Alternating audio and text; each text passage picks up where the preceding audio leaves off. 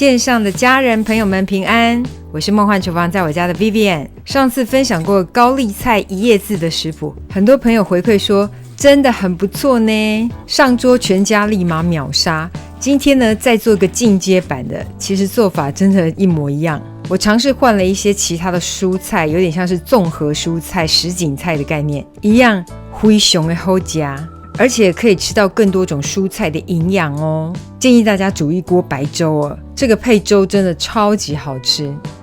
赶快来备料，所有材料配方就请大家自行萤幕截图，文字食谱的连结我也会放在资讯栏当中，需要的朋友点开资讯栏就可以看到。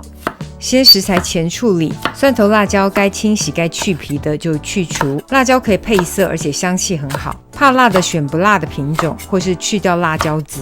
然后只要可以生吃凉拌的蔬菜都可以哦。我这个是大头菜，我自己很喜欢脆脆的大头菜，去皮之后就切片。另外红萝卜啦，或是白萝卜啊，还是节瓜啊，只要是你想到所有可以生吃的蔬菜，可以脆脆的口感都可以放。有人是说什么红白萝卜不要一起吃啊，不过就是看你啦，如果你觉得没关系的，想要放在一起也可以。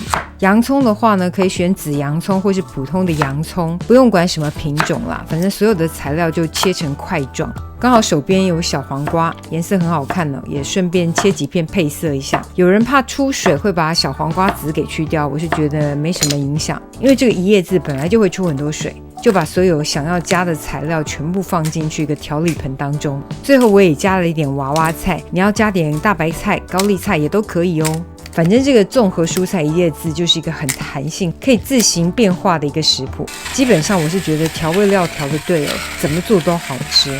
我们先撒上盐跟糖的部分哦。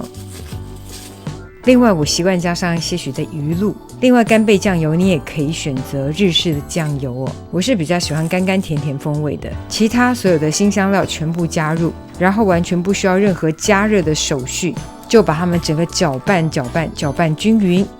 差点忘了要补上油哦，用任何冷压出榨的好油哦，冷压酪梨、冷压橄榄、冷压苦茶、冷压亚麻籽油都可以。最后再淋点冷压芝麻油提香。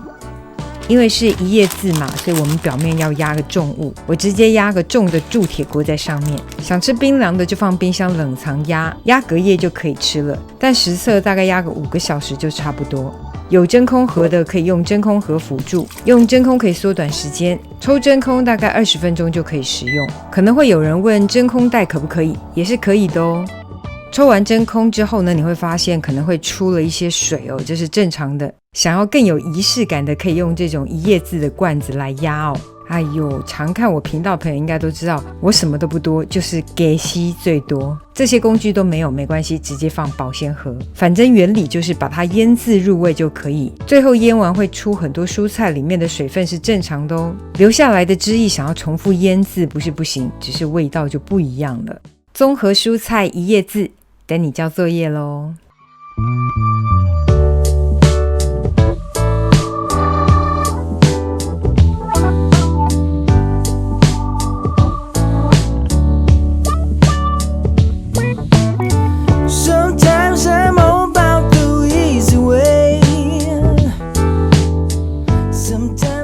这就是今天的食谱分享，别忘了按赞、订阅、开启小铃铛，然后立马分享给亲朋好友，让他做给你吃。